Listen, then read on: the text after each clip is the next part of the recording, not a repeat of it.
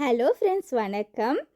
நான் இன்றைக்கு கோழி குழம்பு வீட்டில் இருக்கிற பொருட்களை வச்சு சிம்பிளாக எப்படி செய்கிறதுண்டு செய்து காட்டுறேன்.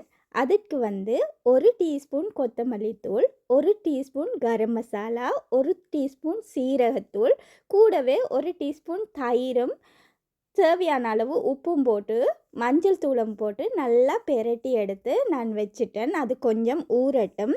அந்த நேரத்திலேயே நான் 4 முட்டைகளை அவிய வச்சுட்டு, அதுக்கு பிறகு அந்த கோழி குழம்புக்கு தேவையான வெங்காயம், மிளகா, தக்காளி பழம் எல்லாத்தையும் நல்லா வெட்டி எடுத்துக்கொண்டேன்.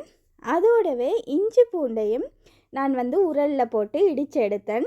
கிரைண்டரில் போடுறதையும் விட உரலில் இடிக்கும்போது சுவை கொஞ்சம் கூட இருக்கிற மாதிரி இருக்கும். அதனால் நான் உரலில் போட்டு இடித்தேன். அதோடவே ஒரு சட்டி வச்சுட்டு நான் ஏலக்காய், கிராம்பு, ஸ்டார் அனீஸ், அதோடவே விரிஞ்சி இலையையும் போட்டு நல்லா வதக்கி எடுத்ததுக்கு பிறகு நான் வெங்காயத்தையும் போட்டுக்கொண்டேன். அதோடவே என்னோட மரத்தில் காய்த்த மிளகாயையும் போட்டு இஞ்சி பூண்டையும் போட்டு நான் நல்லா வதக்கி எடுத்தேன். பச்சை வாசனை போனதும் நான் தக்காளி பழத்தை போட்டுக்கொண்டேன். அதையும் நல்லா வதக்கி எடுத்ததுக்கு பிறகு நாங்கள் ஊற வச்ச கோழி துண்டுகளை போட்டு நல்லா பெரட்டி எடுத்துக்கொண்டேன்.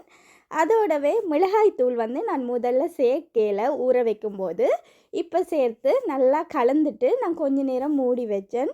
மீன்வயல் முட்டையும் அவிஞ்சிட்டுது. அதையும் எடுத்து நல்லா உடைத்து எடுத்துக்கொண்டேன்.